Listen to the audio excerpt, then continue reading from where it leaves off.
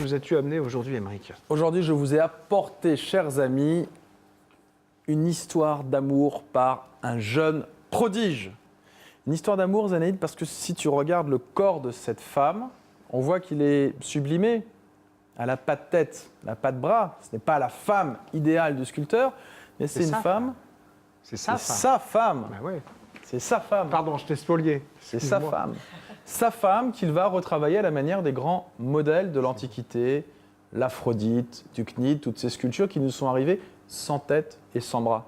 Alors pourquoi s'inspirer de l'Antiquité? Pourquoi? Parce que ce jeune garçon qui s'appelle Alfred Auguste Janniot remporte le premier prix de sculpture qu'on appelle le prix de Rome en 1919. Il va étudier à la Villa Médicis et donc il va être pétri de l'Antiquité. Et voilà qu'il rencontre un jeune modèle qui le captive.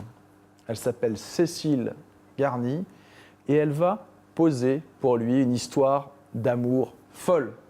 Folle au point que Cécile va irriguer tout l'art de Janniot. Et quand Janniot rentre en France, après avoir étudié à Rome, eh bien Janniot va recevoir les commandes les plus incroyables. Il va décorer, faire des sculptures pour des paquebots. Et qui vient dans le paquebot? Cécile. Il réalise pour l'exposition de 1925 à Paris un superbe buste de femme, Cécile. Lorsqu'on l'envoie à New York pour faire l'entrée du Rockefeller Center, qui représente-t-il? Cécile. C'est une histoire d'amour folle entre Alfred et Cécile, et j'ai eu le bonheur de retrouver l'un des bustes de Cécile. Pourquoi est-ce que je dis que j'ai eu le bonheur? Parce que finalement, Janniot a fait tellement de sculptures publiques, des bas-reliefs qu'on retrouve aujourd'hui au Trocadéro à Paris ou à l'ancien musée des colonies, celui de la Porte Dorée aujourd'hui, qu'il a réalisé très peu de sculptures qu'on peut avoir chez soi. C'est une sculpture qui est grande mais qui se déplace, elle n'est pas plaquée contre un mur et ses œuvres sont extrêmement rares. Et celle-ci est peut-être le plus beau torse de Cécile. Il y a la beauté du geste, du mouvement, du déhanché, où c'est un vrai corps de femme, ce n'est pas un corps de mannequin retouché sur Photoshop. Et puis surtout, on a la signature au dos et le nom du fondeur. Le fondeur ici s'appelle Rudier.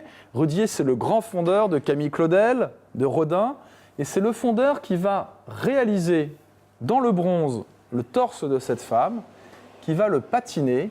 Et nous avons ici la lumière qui vient se poser sur la patine comme une peau de pêche. C'est peut-être l'un des plus beaux torses de Cécile qui nous était donné de contempler. Parce qu'il y a évidemment la qualité du sculpteur, mais la qualité aussi du fondeur, évidemment, qui est aussi très importante dans ce cas-là. Et qui est deux soient talentueux. Essentiel. C'est une commande privée, ce buste. Quelqu'un a dit « je veux le buste de cette femme ». Et petit détail, petit clin d'œil, vous allez voir peut-être s'afficher maintenant sur vos écrans Cécile, transformée au milieu d'un jardin. Vous allez reconnaître le château qui est derrière. C'est le château de Cheverny. Je ne sais pas si j'ai envoyé suffisamment tôt ces images. C'est là, c'est bon. Cécile est représentée comme l'une des trois grâces. C'est une sculpture monumentale qu'avait fait Janniot pour un décor d'un grand parc que j'ai eu la chance de vendre à Cheverny il y a quelques années. Et ce corps idéal de la femme, eh bien c'est toujours le corps de sa femme. L'histoire d'amour d'un génie surdoué sur ton plateau, mon cher JC. C'est formidable. Ça, j'adore. On a de belles surprises. Merci beaucoup, Émeric.